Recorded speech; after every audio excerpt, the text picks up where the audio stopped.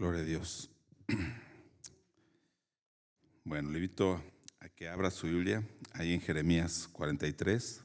Vamos a estar meditando hoy en la palabra del Señor, en estos capítulos que hemos estado meditando los últimos días acerca del pueblo de Israel cuando se quiere ir, o más bien se va a Egipto.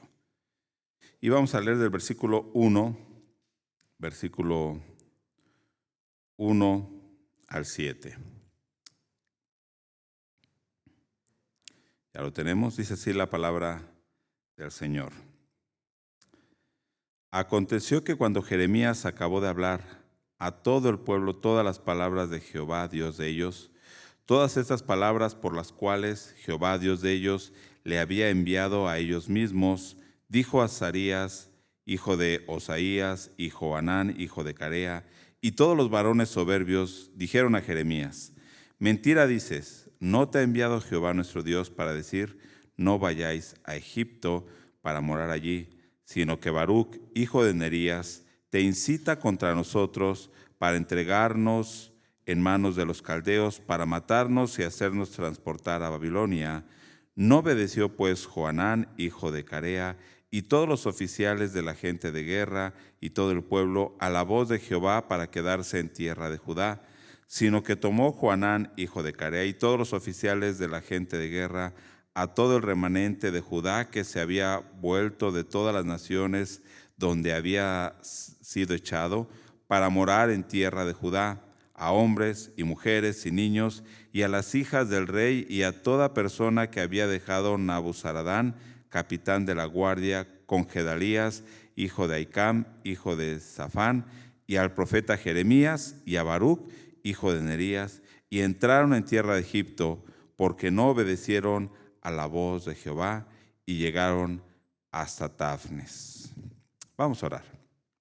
Padre, en esta hora, Dios, nos acercamos a ti. Señor, tú conoces nuestro corazón, conoces cada parte de nuestra vida. Queremos, Señor, que ahora tú estés escudriñándonos, que tu palabra sea, oh Dios, viva, que tu palabra sea eficaz en nosotros, que podamos no solamente oírla, sino ponerla, oh Dios, por obra, y que podamos tener vida en tu palabra, Señor. Gracias te damos en esta hora. Oramos en el nombre de Jesucristo. Amén.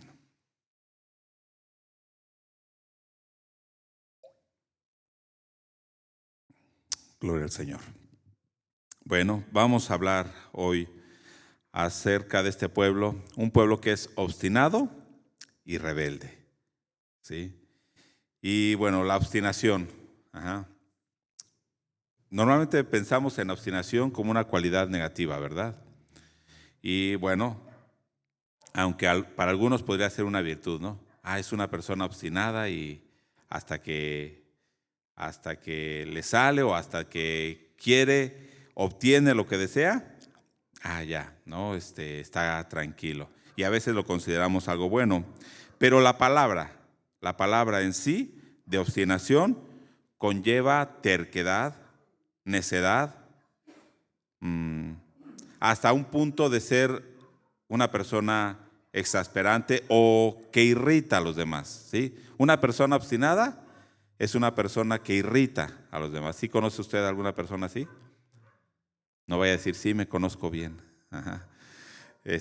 Bueno, obstinados, ¿sí?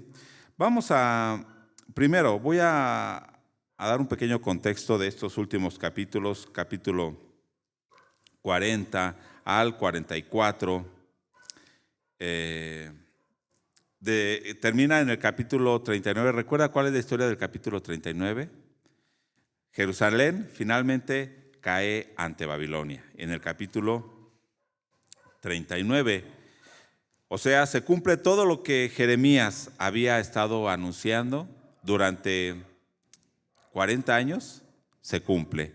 Y en el capítulo 39, Jerusalén es destruida, incendiada, el templo de Jerusalén es destruido, todos los palacios, etc. ¿Sí? Y aún en ese capítulo, y en el capítulo 40, perdón, vemos algo. Y en el 39 vemos de que dejan, dice en el versículo 10 del 39, que Nabuzaradán dejó a la gente, a los pobres, a los que no tenían nada, dejó unos cuantos ahí, ¿no? Para que labraran la tierra y no quedara totalmente despoblada. Aún aquí yo veo la misericordia de Dios al dejar un pequeño remanente, aún con vida, de ese pueblo que Dios estaba juzgando. Dice que dejaron ahí a los pobres, a los que no tenían nada, les dio viñas y heredades. A los pobres, vamos a decir, les fue bien, ¿no? Porque les dieron su propiedad, una viña para que labraran. Bueno, yo puedo ver aquí que parece que hay un rayo de esperanza, ¿sí? A partir del capítulo 39, 40, para los que se habían quedado, ¿no? Para los que se habían quedado en Jerusalén, que había dejado Nabuzaradán. Hay un pequeño rayo de esperanza, un tiempo de paz, vamos a llamarlo, porque estas historias del capítulo 40, 41, 42, hasta el 44, que habla de este grupo que se quedó, ya un pequeño remanente, tal vez unos cuantos cientos de personas. Menciona que están ahí, bueno, ahorita vamos a ir viendo. Pasaron a lo mejor unos 2, 3 años en todas estas historias. Entonces, al parecer hay un tiempo de paz, pues ya no hay sí están los caldeos todavía ahí, pero ya no está la guerra, ¿no? Ya han destruido, ya no necesitan estar luchando ni nada, pero bueno, parece que después de una gran tormenta, después de un gran huracán, viene un tiempo de calma. Y digo, parece, ¿sí? Parece, porque no va a ser así, ¿sí? Esa calma va a ser algo ilusorio también.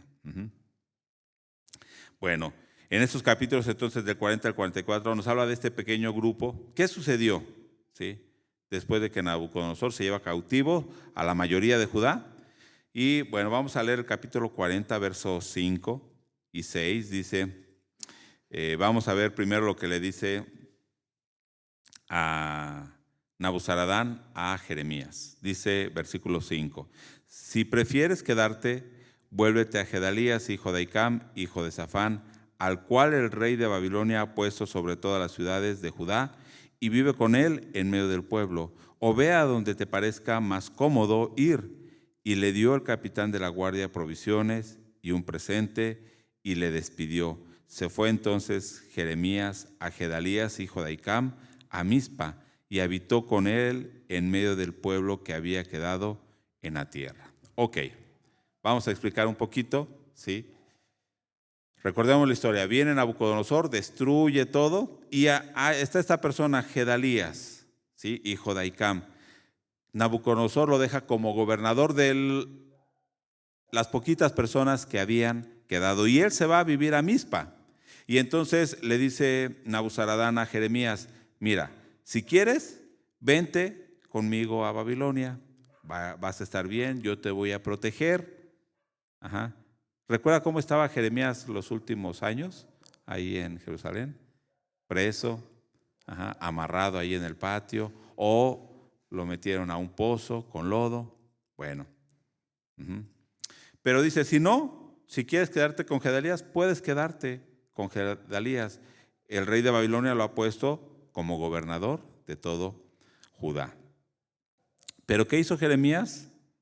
Dice, él no se fue a Babilonia, sino se quedó con Gedalías y habitó en medio del pueblo. Bueno, voy a ir nombrando algunas serie de eventos que pasaron, que parece que están aislados, pero en realidad todos tienen una relación, ¿sí? Primero, ¿quién era Gedalías? ¿Sí? Aquí vemos a Gedalías, hijo de ¿quién? De Ahicam.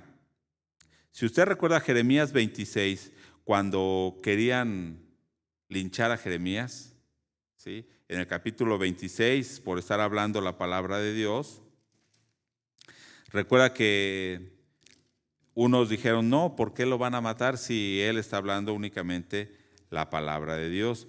Pero al final, dice en el versículo 24, pero la mano de Ahicam, hijo de Safán, estaba a favor de Jeremías, para que no lo entregasen en las manos del pueblo para matarlo. Entonces, Ahicam es hijo de ¿quién? De Gedalías. Perdón, Ahicam es padre de... Este padre de Gedalías había protegido a Jeremías para que no lo mataran. Ahora su hijo, Gedalías, ha quedado como gobernador. Entonces Jeremías dijo, bueno, a lo mejor tenían buena relación con esa familia, eran sus amigos, y dice, bueno, también me quedo con él para apoyarlo. Ahora, este Ahicam, ¿sí?, el padre de Gedalías, aparte de haber protegido a Jeremías, no voy a ir ahorita, pero en Segundo de Reyes, capítulo 22, verso 11, dice que él era de los que estaban con Josías cuando encontraron la ley y la leyeron, y fue de los que mandaron a consultar a Dios con la profetisa. ¿Recuerda esa historia? Que leyeron el libro, Josías se rasga los vestidos por ver, de arrepentimiento, por ver cómo estaba viviendo el pueblo. Y Ahicam era uno de los que estaban con él, o sea, de sus consejeros, ¿sí?, de los funcionarios del rey. Entonces, Ahicam había visto la reforma de Josías, ahora estaba también protegiendo a Jeremías, y después su hijo queda como gobernador. Bueno, capítulo 40 de Jeremías, verso 14, nos habla de una conspiración contra Gedalías, una conspiración de los amonitas, o del rey de los amonitas. Dice 40 al verso 14, y le dijeron, ¿no sabes que Baalis, rey de los hijos de Amón, ha enviado a Ismael, hijo de Netanías, para matarte? Mas Gedalías, hijo de Ahicam, no les creyó. Bueno, Baalis, que era el rey de los amonitas, envió a Ismael. Ismael era un judío. Y dice, ve y mata a Gedalías. Entonces, Joanán, ¿sí?, era un jefe, uno de los pocos jefes del ejército que habían huido cuando atacaron Jerusalén. Se había salvado y ahora está ahí. Y él va y le dice a Gedalías, ten cuidado porque te quieren matar, ¿sí? Bueno, en este capítulo 40, entonces Gedalías le advierte, Joanán le advierte a Gedalías que lo quieren asesinar. ¿Pero qué dice? Pero él no les creyó. ¿Por qué no les creyó? Podemos preguntarnos, ¿por qué no creyó Gedalías? Usted póngase en el lugar de Gedalías, ¿no? ¿Y por qué no creería? Imagínese usted. Han pasado una guerra de ya varios años, ¿no? Primero un periodo de un desorden político, un rey y otro rey. Los atacó Egipto, los atacó Babilonia. ¿Cuántas veces? 1, 2, 3 veces. Ya se llevaron deportados a miles. ¿Cuántos habrán muerto? Porque aquí menciona que los deportados son miles, los que se quedaron fueron unos cientos de personas. De ser millones, quedaron unos cuantos. Pero bueno, digo, póngase en su lugar porque todos son judíos, todos han pasado mucho, todos han perdido familiares, todos vieron la guerra, todos vieron muertos tirados en la calle. Entonces después hay un tiempo de paz. De hecho, en el capítulo 40, el verso 12, al final, dice que los judíos que habían quedado, ¿qué dice? Que recogieron vino y abundantes frutos. ¿Por qué? Porque eran unos cuantos y la tierra había quedado ya con comida, con cultivos, y ya estaban cosechando. Todo dice que tuvieron abundancia. Entonces, Ujú. Parecía que era un tiempo de descanso, de una relativa prosperidad. ¿Usted creería que un compatriota de usted va a querer hacer algo para que esa paz se interrumpa? Después de 2, 3 años, 4 años, más años de guerra, pero hablando de los últimos, del sitio de Jerusalén, 2 años, ya hay paz. Nosotros hemos quedado. Y ponen a alguien de nosotros de líder. ¿Usted creería que alguien más se va a levantar para matarlos al líder que habían puesto los de Babilonia para volver a generar guerra en ese lugar? La primera, bueno, Saúl dice que sí, ¿no? Dice sí lo creería. Bueno, sí, porque sí pasó, ¿no? Pero yo diría, no, pues ¿quién va a querer que no haya paz en ese lugar? ¿Quién no va a querer trabajar para restaurar, ¿no?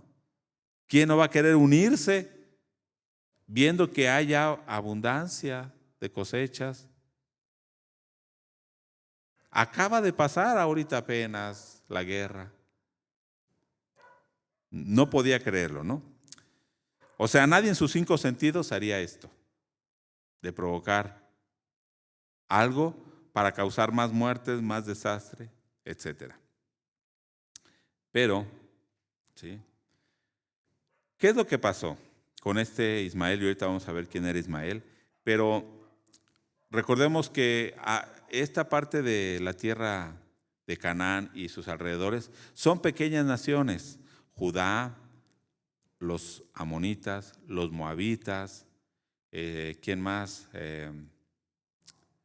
Los edomitas, ¿sí?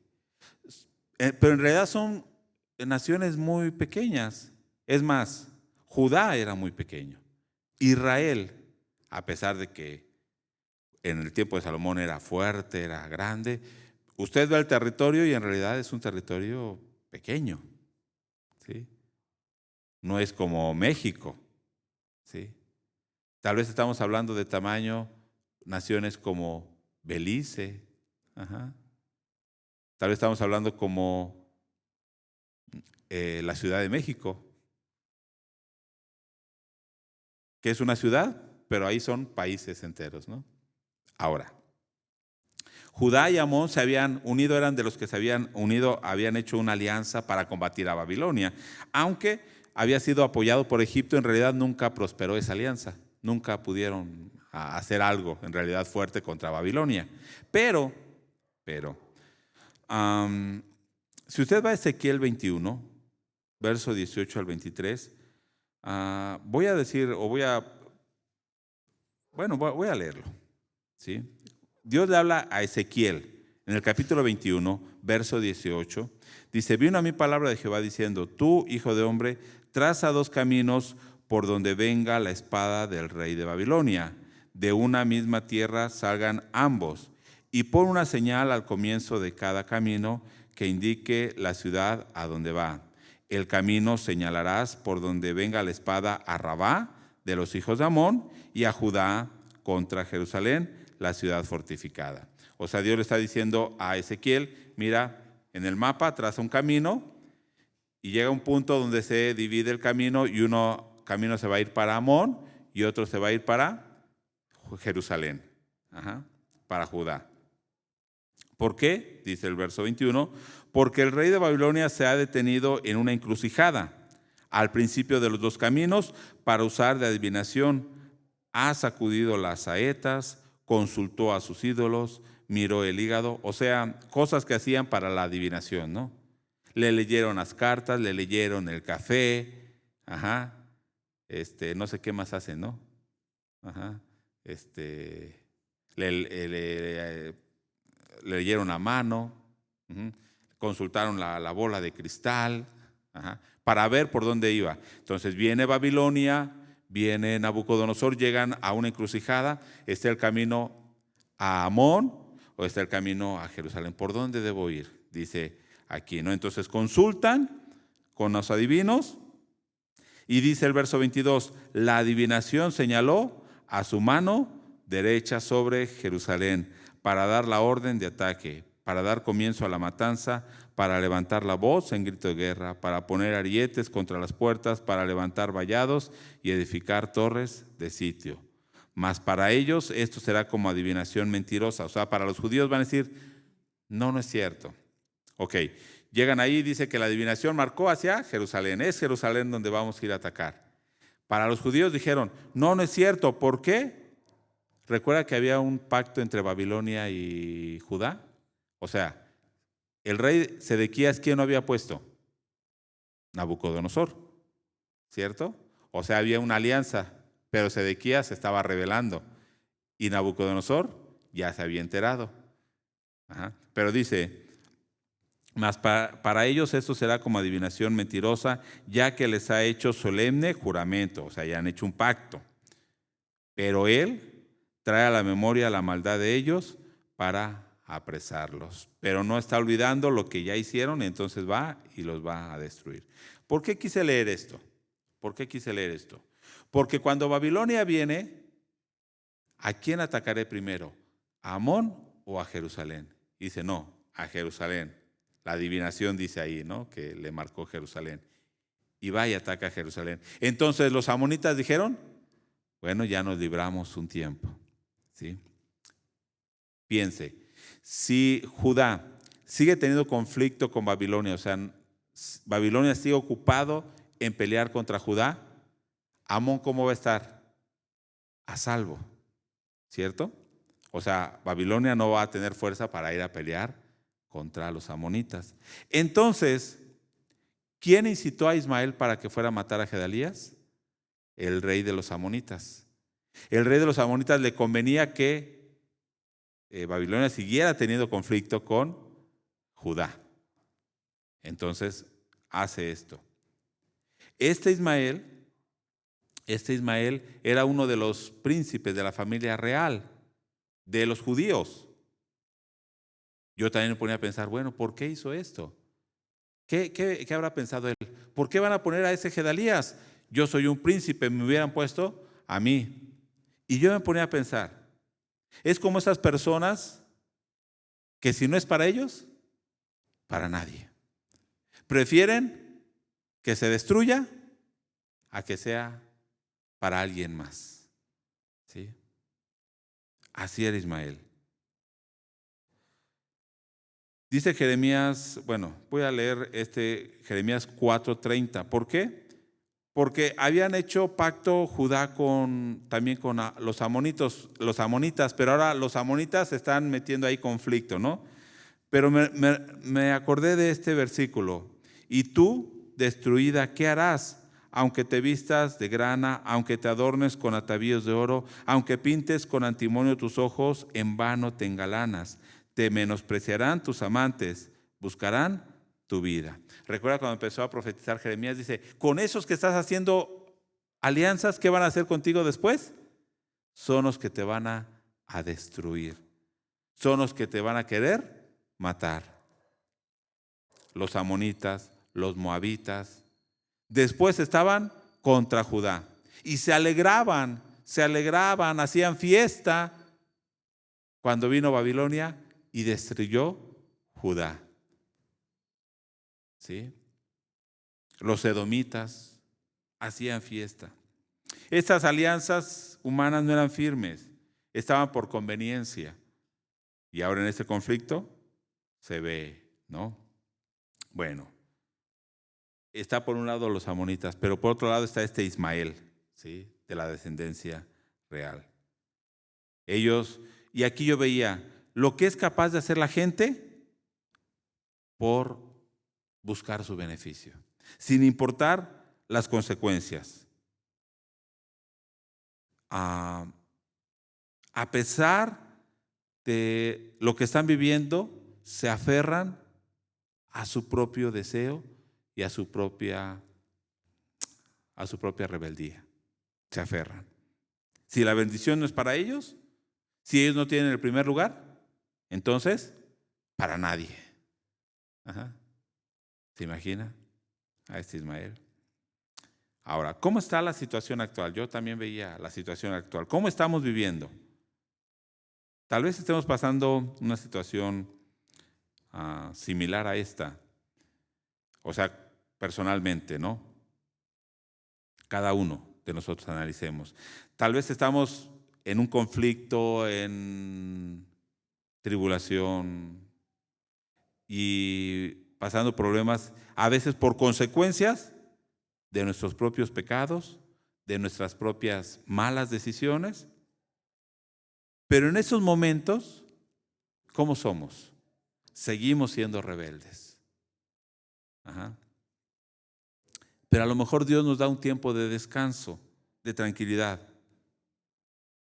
Y en lugar de buscar a Dios, de agradecer a Dios, de servir a Dios, ¿qué hacemos? Seguimos siendo rebeldes. Queremos hacer nuestra propia voluntad. Imagínense ese pueblo. Durante toda la tribulación que pasaron, todos los ataques, ¿cómo fue ese pueblo? Rebelde.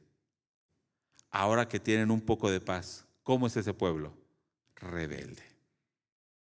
Sigue siendo rebelde. Fíjese el capítulo 42, verso 5.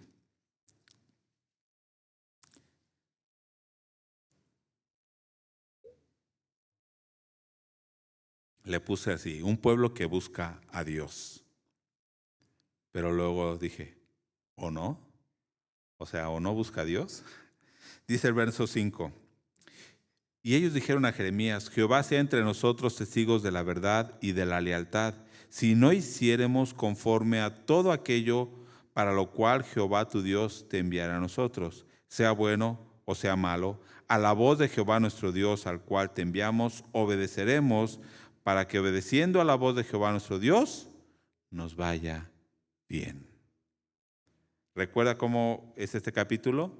Viene ahora este Johanán, el que había advertido a Gedalías que lo querían matar. Dice que Ismael, ¿qué hizo Ismael después de que mató a Gedalías? Se llevó a los que habían quedado, mató a 70 personas y los echó en un pozo. Y aparte de matar a Gedalías con todos sus hombres, los echó en un pozo. Y después se lleva a todos los que habían quedado, hombres, mujeres, niños. ¿Y saben a dónde iban? Con los amonitas. Ajá, con los amonitas. Bueno, pero viene Johanán con algunos del ejército que habían quedado y cuando los vio Ismael, pues huyó, ¿no? Porque todo el pueblo se alegró de que vieron que venía Johanán. Entonces huyó Ismael. Entonces Johanán, ahora queda como líder de este pueblo, va con Jeremías y le dice, oye Jeremías, queremos pedirte algo. Ora a Dios por nosotros. ¿Qué debemos hacer? Si usted ve a una persona así, ¿qué diría? Qué bueno, ¿no? Que va a consultar a Dios y le dice aquí lo que acabamos de ver. Ajá. Dice Jeremías, ok, yo voy a orar y les voy a decir todo lo que Dios diga. Y dice él, sí, Jeremías, ponemos a Dios de testigo, que nosotros obedeceremos a todo lo que nos diga Dios, sea bueno, sea malo, a la voz de Jehová nuestro Dios, vamos a obedecer para que nos vaya bien. ¿Sí se da cuenta? Ok. Entonces yo por eso le puse un pueblo que busca a Dios. ¿O no? ¿O no? ¿O no? Por lo que va a seguir, ¿verdad? El problema no está en que hayan ido a consultar a Dios. De hecho, Ezequiel también, ahorita no recuerdo el capítulo, pero hay un capítulo donde van los ancianos y van a consultar a Dios. Y le dice Dios, ¿sabes qué? Diles que no les voy a contestar, porque traen sus ídolos en su corazón. Ellos ya traen algo. Según vienen a consultar a Dios, pero en realidad no vienen a consultar a Dios. El problema no está en lo que pidieron a Jeremías. El problema no está en que ellos fueron a buscar a Dios. El problema no está en que fueron con el profeta y dijeron, ora por nosotros. El problema estaba en su corazón. El deseo que ellos ya tenían. Tenían algo en la mente, un deseo, un propósito, y querían usar a Dios para cumplir ese deseo que tenían. ¿Sabe qué había en su corazón? Nos queremos ir a Egipto. Entonces, cuando van con Jeremías y le dicen, consulta a Dios, ¿qué debemos hacer? ¿Por qué camino debemos ir Ajá. Y vamos a obedecer. ¿Saben lo que estaban diciendo? Lo voy a poner así, de una manera. Nosotros queremos ir a Egipto. Entonces, dile a Dios por qué camino nos vamos. Si nos vamos por la derecha o por la izquierda. Ajá. Pero queremos irnos a Egipto. ¿Sí? Es como cuando un joven llega con Dios y dice, Señor, ¿sí? Muéstrame con quién debo casarme, pero que sea esa muchacha, ¿no? ¿Sí? Yo quiero hacer tu voluntad, Señor, que tú me digas con quién me voy a casar, pero que sea esa persona. No nos ha pasado, ¿verdad? ¿No? Ajá, que vamos con Dios a decirle, Señor, ajá. Había una persona que dijo, oren por mí porque tengo que ir a Estados Unidos. Bueno, vamos a orar, si es la voluntad de Dios, para que pueda ir. No, no es de que si es la voluntad de Dios, yo tengo que ir. Bueno, entonces, ¿qué está pidiendo, no? ¿Qué está pidiendo? ¿Que oren por mí para qué? Bueno, a veces tenemos algo en la mente, vamos con Dios y queremos usar a Dios para que Dios cumpla eso. ¿Sí? Yo pregunto, ¿no ya habían sufrido lo suficiente este pueblo de Judá? ¿No ya era mucho el sufrimiento? De hecho, creo que ahora no hemos tocado Lamentaciones en las predicaciones, ¿verdad? Pero Lamentaciones, escribe Jeremías, ¿cómo está el pueblo? Aquellos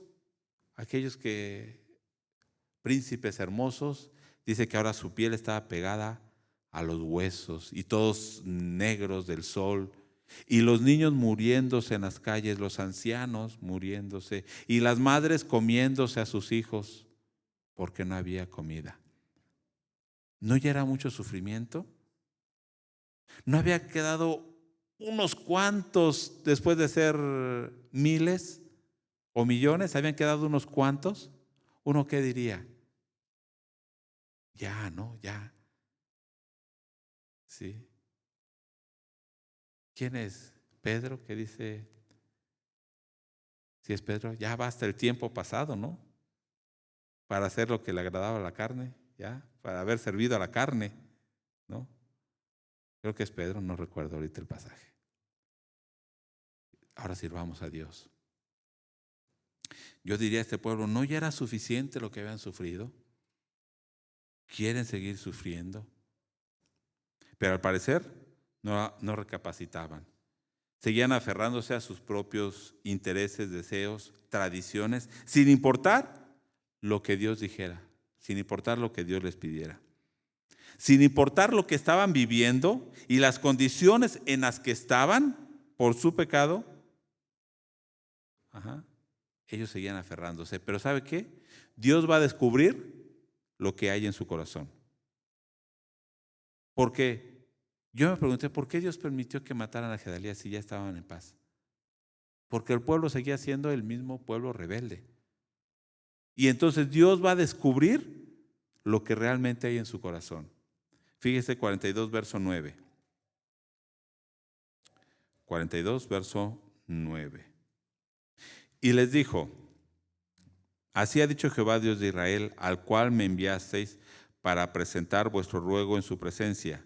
Fíjese lo que Dios le dijo. Si se quedan quietos en esta tierra, ¿qué va a hacer Dios?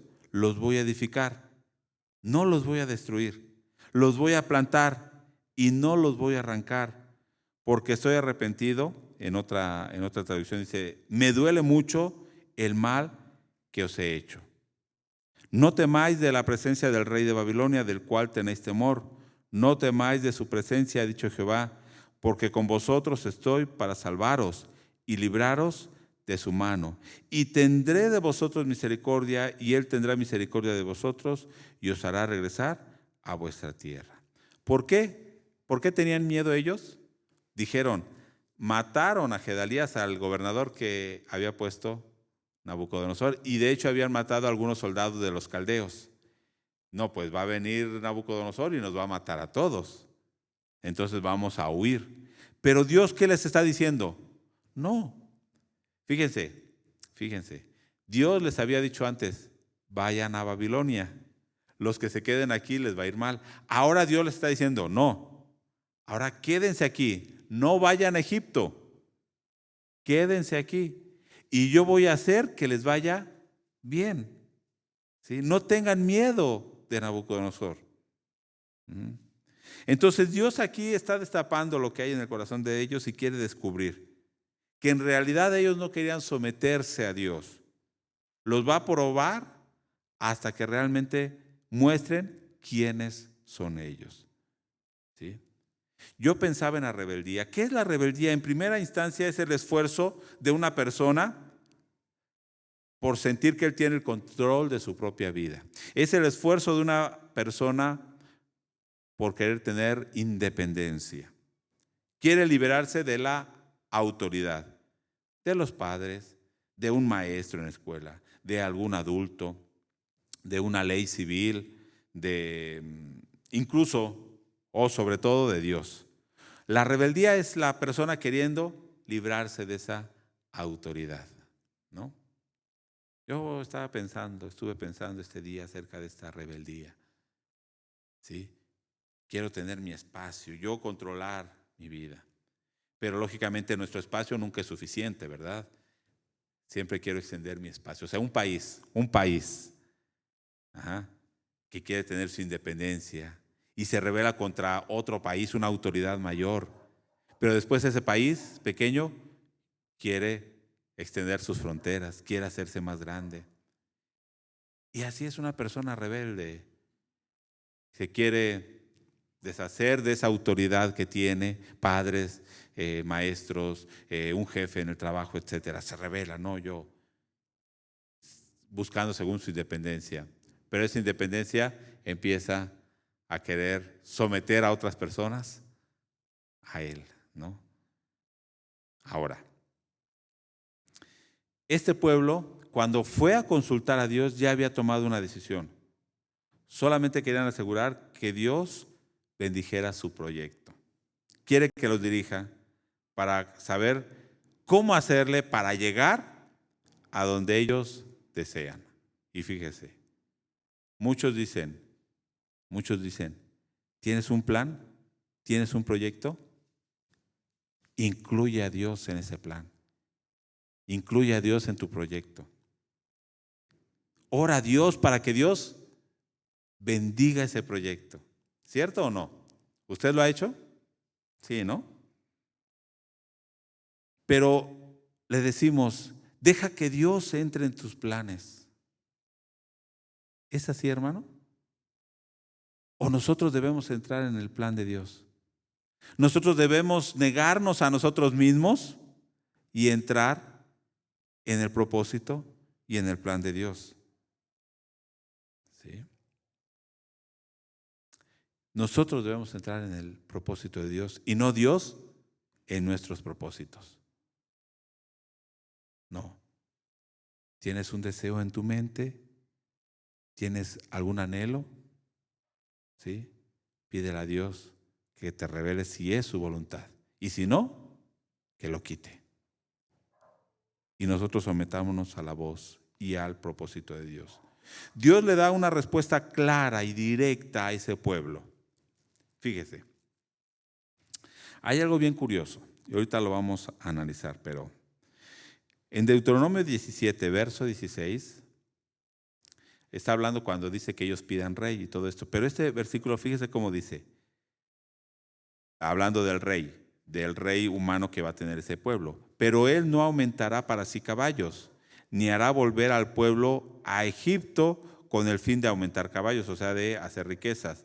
Porque Jehová os ha dicho, no volváis nunca por este camino. ¿Por dónde no deberían regresar nunca? ¿Al camino de dónde? De Egipto. Nunca regresen a Egipto. Recuerden que allá fueron esclavos 400 años. ¿Usted quisiera regresar allá? No, nunca. ¿Sí? E Isaías 36, en el verso 6, Dios también está diciendo, ustedes que confían en ese Egipto, que ponen su confianza en Egipto como si fuera una nación muy fuerte, es una caña frágil que se rompe fácilmente. ¿Por qué ponen su confianza en eso? Y aquí Dios los está reprendiendo porque han puesto su confianza en Egipto, han puesto su confianza con los amonitas, habían puesto su confianza con Babilonia. ¿Y qué dice Dios? Eso es como una caña frágil que cualquiera que lo agarre se va a romper. Y al romperse se le va a encajar en su mano. ¿Sí? O sea, lo va a dañar en lo que se apoyan. ¿Sí? Pero le había dicho Dios desde Deuteronomio, nunca regresen por este camino. ¿Sí? Es como si ahorita nosotros le dijéramos a Dios, Señor, muéstrame si quieres que yo regrese al mundo. Muéstrame si quieres que yo regrese al vicio. Hazme sentir aquí si quieres que yo haga eso. ¿Usted qué pensaría de una persona que ora así? ¿Es algo lógico? O sea, ni siquiera debían estar preguntándole a Dios si tienen que ir a Egipto, ¿verdad? Ni siquiera deben estarle preguntando a Dios si quieren ir al mundo. Podemos pensar en Egipto, recordemos que representa que el mundo, ¿verdad? De donde Dios los había sacado de la esclavitud. Pero Babilonia, ¿qué representa? De hecho, también el mundo, ¿sí? Porque se iban a ir esclavos y Dios los iba a sacar, los iba a restaurar de ese lugar, ¿de acuerdo? Pero en otro sentido, Babilonia también, en este contexto de Jeremías, ¿qué estaba representando? ¿Qué estaba representando Babilonia? El gobierno de Dios. O sea, estaba diciendo, si ustedes se someten a Babilonia, ¿se acuerdan que así venía diciéndoles? Es someterse a mí, vayan. Pero cuando vayan allá, yo los voy a acompañar. Y cuando vayan allá, deben vivir como pueblo de Dios, ¿cierto? No se van a contaminar. ¿Se acuerdan de Daniel y sus amigos? Ellos fueron y dijeron, no nos vamos a contaminar, y permanecieron fieles. Dios quería eso. Pero el irse a Babilonia, en este contexto de Jeremías, se estaban sometiendo a la voluntad de Dios. Sin embargo, irse a Egipto era rebelarse contra Dios y volver a la vida de antes. ¿Sí? Por eso Babilonia ahorita está en otro sentido, ¿no? Podemos verlo en los dos sentidos. Aunque sí está representando al mundo, en otro sentido es estar obedeciendo a Dios al irse allá. Ahora, yo lo pensaba de esta manera. El mundo es donde Dios nos ha sacado. Y Dios nos dice, nunca regreses por ese camino, ¿cierto? Pero ahora, ¿dónde estamos? ¿Dónde vivimos? En el mundo. Pero no somos del mundo. Vamos a decir, ahora es como Babilonia. Pero no somos de Babilonia. No somos del mundo. ¿Pero Dios nos tiene aquí? Sí. ¿Y a veces nos hace pasar tribulación en este mundo? Sí. ¿Nos hace pasar enfermedad? Sí. ¿Nos hace pasar escasez? Sí. Pero el estar en este mundo, sometidos a la voluntad de Dios, es lo que Dios quiere para nosotros ahora, en nuestro tiempo. ¿Sí? ¿Me explico? Estamos en este mundo, pero debemos vivir como pueblo de Dios, como ciudadanos del reino de Dios. Entonces, en ese sentido, Dios les había dicho, vayan a Babilonia. Pero en otro sentido le está diciendo, no vayan, jamás regresen a Egipto. Pero el pueblo, ¿qué quería? Regresar a Egipto. Dice, nos vamos a ir a Egipto. O sea, nos vamos a ir al mundo, a la vida de antes, a la esclavitud del pecado, a someternos a Satanás nuevamente. ¿Usted consideraría lógico de un cristiano ese pensamiento? No. Entonces, Jeremías 44, verso 7.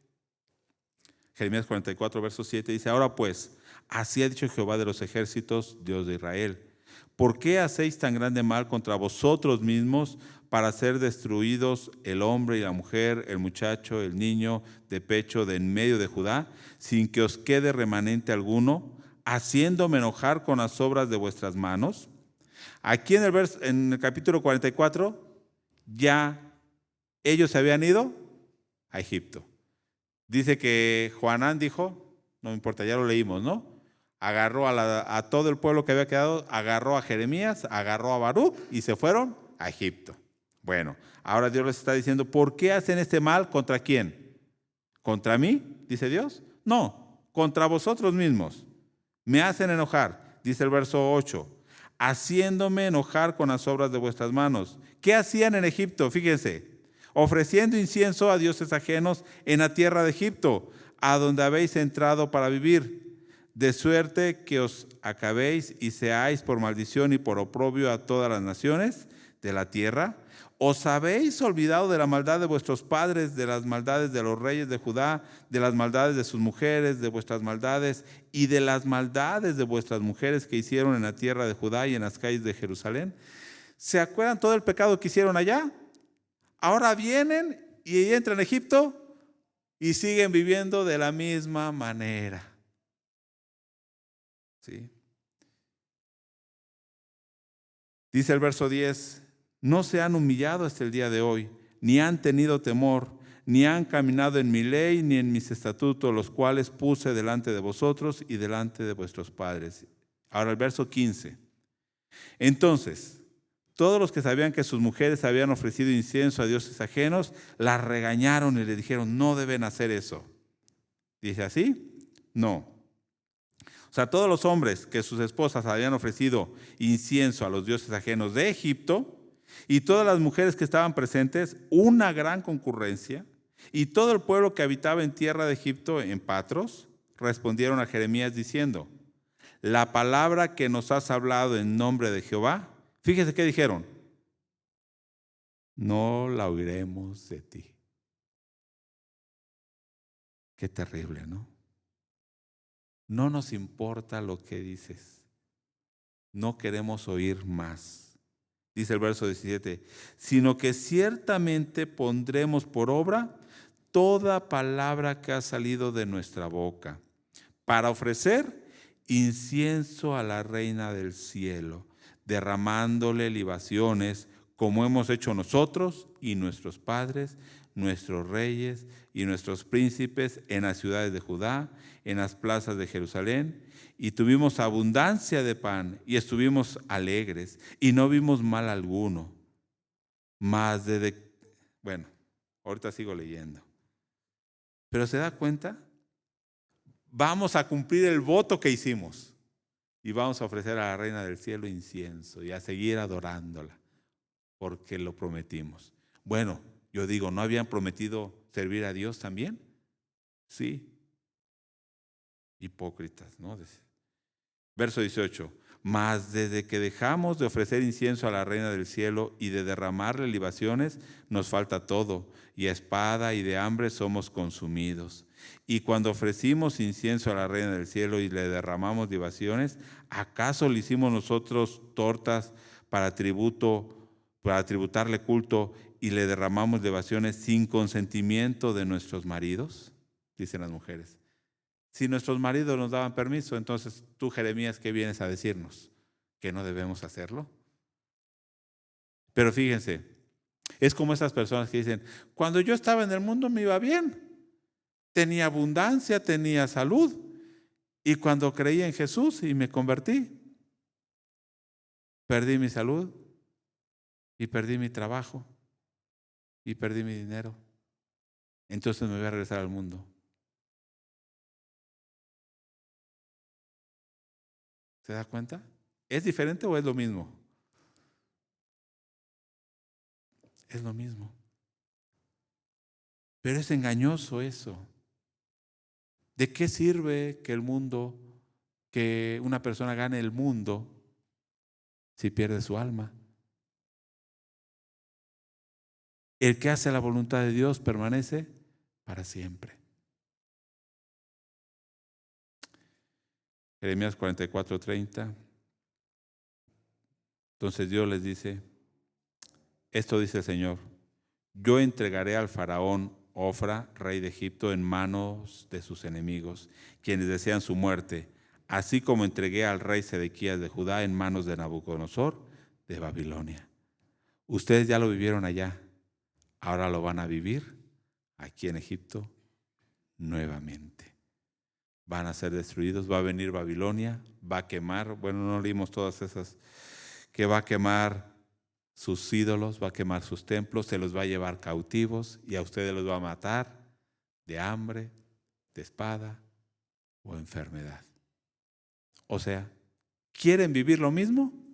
que vivieron allá, lo van a vivir. Ellos dijeron, cuando dejamos de servir a los ídolos nos fue mal. Pero no era cierto. Por servir a los ídolos es que les fue mal. Por querer servir a Dios buscando sus propios deseos. Hay un hecho indiscutible, hermanos, jóvenes. Hay un hecho indiscutible. Una persona rebelde. Primero comienza a ser rebelde creyendo que le está haciendo daño contra la persona que se rebela, ¿no? O sea, los hijos se rebelan contra los padres porque dicen, me voy a desquitar por todo lo que me han hecho. ¿Cierto? Y se quiere desquitar con sus padres. Y piensa que está haciendo daño a la autoridad, sea padre o sea el maestro o la persona que sea, o contra Dios mismo. Pero el rebelde recibe todo el daño en sí mismo. El rebelde, ¿a quién daña?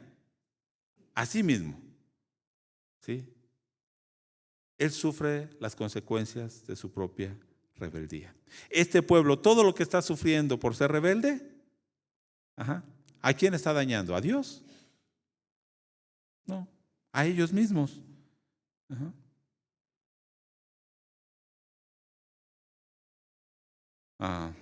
Bueno, traigo más citas, pero no las voy a leer. Nueva Traducción Viviente 44, 26 al 30. Dice, yo los voy a vigilar ahí donde están. ¿Se acuerda que dijo, allá en Babilonia yo los voy a guardar si se van? Acá dice, yo los voy a vigilar, pero para traer desastre y no bien. Dice, solo un pequeño número de ustedes, en el verso 28, van a regresar a Judá para dar testimonio de lo que yo hice aquí. O sea, del juicio que traje. Lo que sí voy a leer es Hebreos 10. Aquí este último punto es las consecuencias de la rebeldía. Las consecuencias de un pueblo que Dios le está dando la oportunidad de arrepentirse y no quiere. Hebreos 10, verso 6, es la última cita que voy a leer. 10, 26 de Hebreos. Porque si pecáremos voluntariamente después de haber recibido el conocimiento de la verdad, ya no queda más sacrificio por los pecados, sino una horrenda expectación de juicio y de hervor de fuego que ha de devorar a los adversarios. El que viola la ley de Moisés por el testimonio de 2 o 3 testigos muere irremisiblemente. ¿Cuánto mayor castigo pensáis que merece el que pisoteare al Hijo de Dios y tuviere por inmunda la sangre del pacto en la cual fue santificado e hiciera afrenta al Espíritu de gracia? Pues conocemos al que dijo, mía es la venganza, yo daré el pago, dice el Señor. Y otra vez, el Señor juzgará a su pueblo. Horrenda cosa es caer en manos del Dios vivo. ¿Necesita comentario? ¿O está claro? Después de haber creído, después de haber sido santificado, y nos vamos a pecar voluntariamente, ¿qué queda?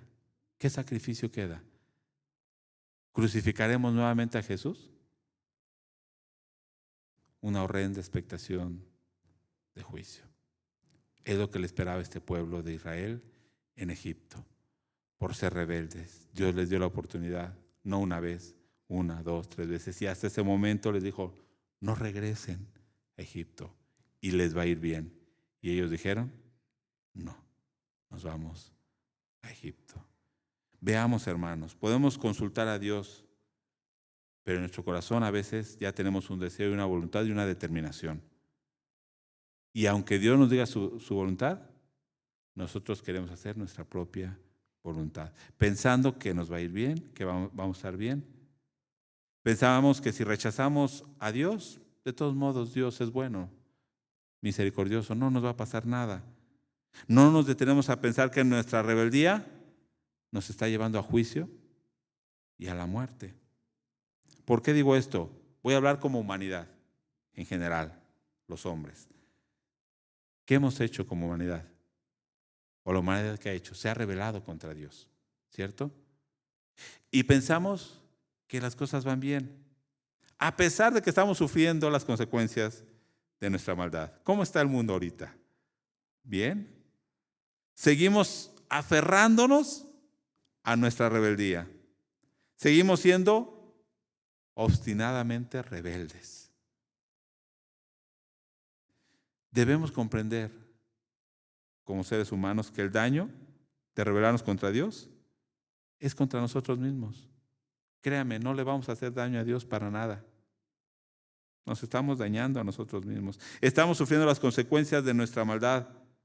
Aunque Dios nos está ofreciendo salvación, bendición, la humanidad, ¿qué hace?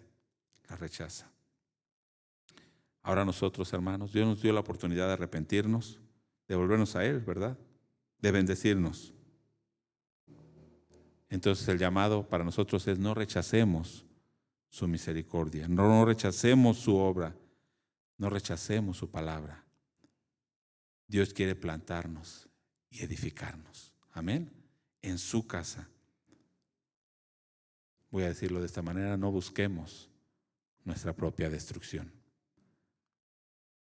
Busquemos a Dios y obedezcamos su palabra, su voluntad. Vamos a orar y piensa, hermano, ¿en qué estamos siendo rebeldes? ¿En qué nos estamos oponiendo? Dios ya nos ha hablado una vez, 2 veces. Deja ese pecado, deja ese pensamiento, y no lo queremos dejar. Señor, tú conoces nuestra vida. Primeramente pedimos, oh Dios, perdón, porque reconocemos nuestra falta. Reconocemos que nos hemos rebelado contra ti y contra tu voluntad. Perdónanos, oh Dios, y haznos vivir, oh Dios. Danos vida. Queremos permanecer donde tú nos digas, en tu camino, en tu voluntad. En el lugar donde nos has puesto, Señor, queremos cumplir tu propósito para nosotros. Agradecemos, oh Dios, por tu presencia y oramos en el nombre de Jesucristo. Amén. Dios les bendiga, hermanos.